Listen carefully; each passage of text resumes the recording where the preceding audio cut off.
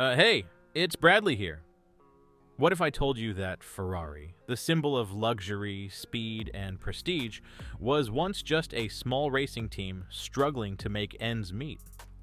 Today, Ferrari's brand alone is valued at billions, but how exactly did this tiny Italian team transform into a global powerhouse? It all began with one man's relentless dream, Enzo Ferrari. Born in Modena, Italy, Enzo wasn't immediately destined for automotive greatness. But here's something you probably didn't know. He initially had no interest in selling road cars. His singular focus was on racing, and he saw building cars for wealthy clients as just a way to finance his true passion. But how did Ferrari manage to shift from a reluctant car maker into one of the most profitable luxury brands in the world? Before answering that, let's rewind to the beginning. After a modest career as a racing driver, Enzo founded Scuderia Ferrari, a racing stable sponsoring amateur drivers. At first, the company didn't even build its own cars, it raced Alfa Romeos. But Enzo's vision went far beyond sponsorship. He dreamed of creating a car bearing his own name, with an engine that would make history. And make history he did. In the late 1940s, Ferrari produced its very first car, the 125S. But here's a surprising twist. It was considered a failure. Yes, Ferrari's initial venture into car building almost ended before it began. The 125S struggled with reliability, and its debut race ended prematurely due to mechanical failure. So, how did Ferrari recover from such a disappointing start? Enzo Ferrari's secret was perseverance. He famously said, "If you can dream it, you can do it."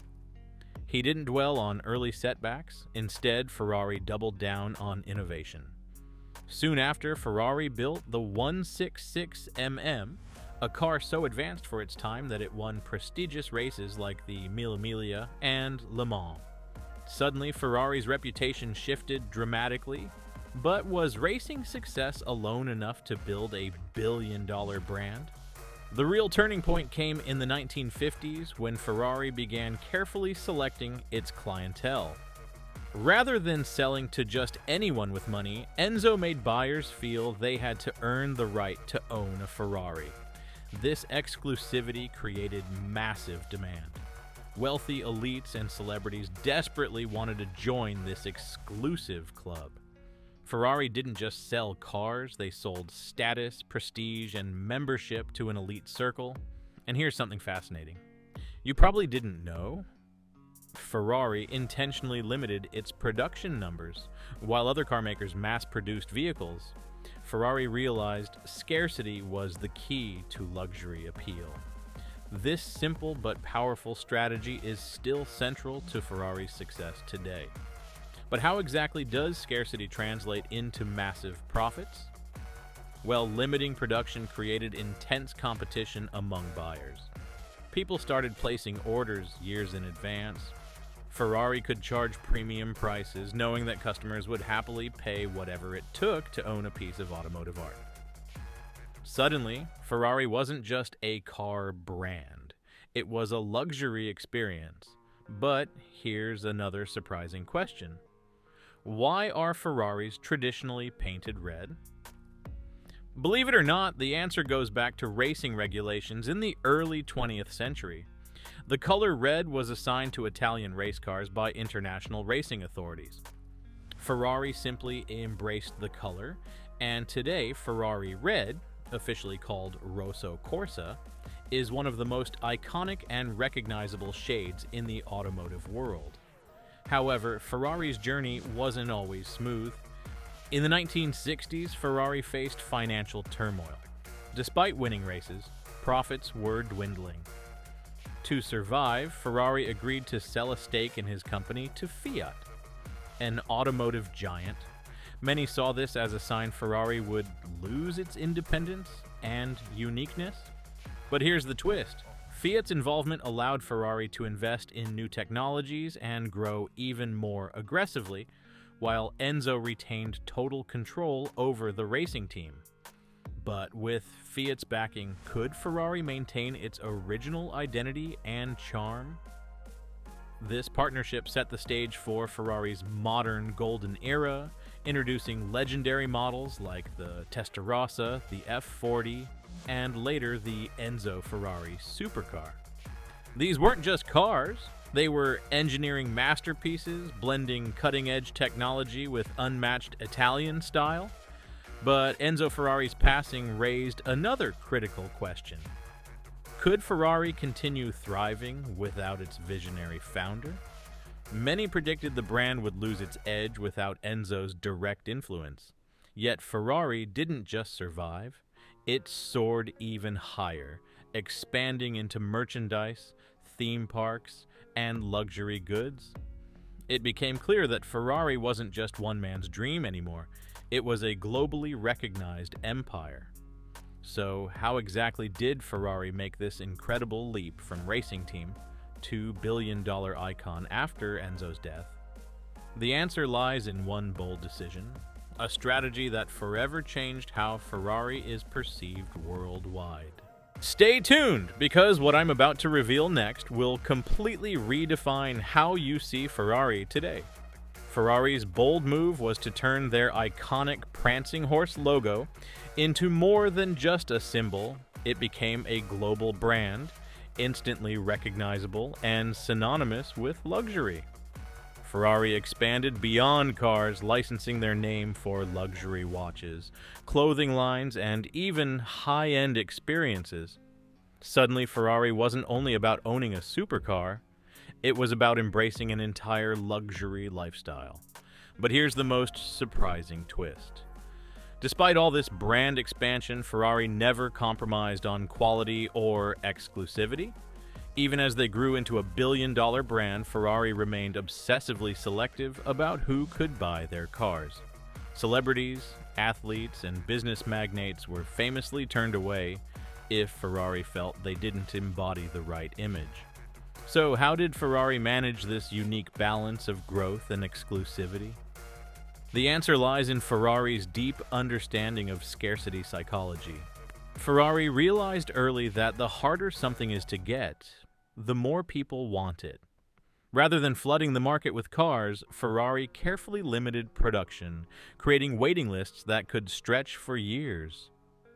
Owning a Ferrari became a personal achievement, a sign of having arrived. This approach turned Ferrari into a magnet for some of the world's most powerful and influential people.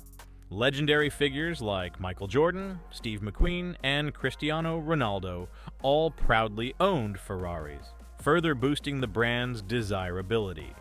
Each high-profile owner reinforced Ferrari's position as not just a car, but a symbol of success, power, and prestige.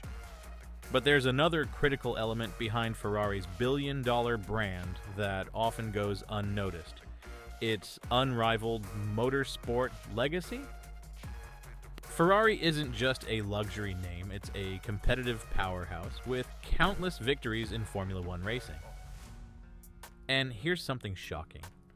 Ferrari is the only team to have competed in every Formula One World Championship since its inception. That unmatched dedication to racing excellence consistently fuels their brand prestige. The synergy between racing success and road cars is deliberate.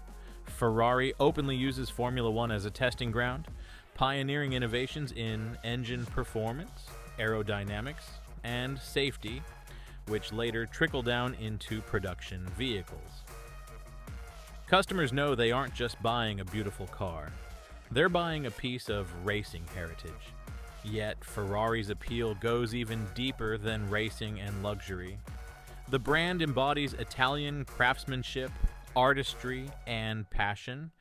Each Ferrari vehicle is hand-built, meticulously designed, and thoroughly tested before leaving the factory. It's not just a car, it's a masterpiece, carefully crafted by artists and engineers who pour their hearts into every stitch, curve, and bolt. This commitment to perfection also translates into Ferrari's resale market. Unlike other luxury brands whose vehicles rapidly lose value, Ferraris often appreciate over time.